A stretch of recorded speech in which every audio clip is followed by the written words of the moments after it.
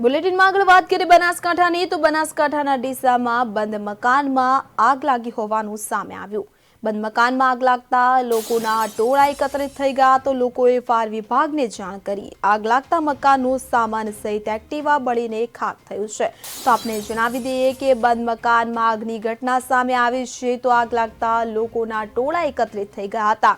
તો આગની જાણ ફાયર વિભાગને કરતા ફાયર વિભાગની ટીમ ઘટના સ્થળે પહોંચી હતી અને પાણીનો મારો ચલાવી આગ ઉપર કાબુ મેળવ્યો છે। તો વિગતે વાત કરવામાં આવે તો બનાસકાંઠાના ડીસામાં બંધ મકાનમાં આગ લાગવાનો બનાવ બન્યો। ડીસાના બેકરી કુવા વહોળા વિસ્તારના બંધ મકાનમાં આગ લાગતા મકાનનો ઘરવખરીનો સામાન સહિત એક્ટિવા બળીને ખાખ થયું હતું। બંધ મકાનમાં આગ લાગતા લોકોના ટોળા એકત્રિત થઈ ગયા હતા। લોકોએ ઘટનાની જાણ ફાયર વિભાગને કરી હતી। ફાયર વિભાગની ટીમે ઘટના સ્થળે પહોંચી પાણીનો મારો ચલાવી આગ ઉપર કાબુ મેળવવા પ્રયાસ શરૂ કર્યા હતા। ફાયરની ટીમની ભારે જહેમત બાદ આગ ઉપર કાબુ મેળવાયો હતો। સદનસીબે આગની ઘટનામાં કોઈ જાનહાની થઈ નથી, પરંતુ આગ લાગવાથી ઘરમાં રહેલ તમામ માલ સામાન બળીને ખાખ થઈ જતા પરિવાર આર્થિક રીતે પાયમાલ થયો છે।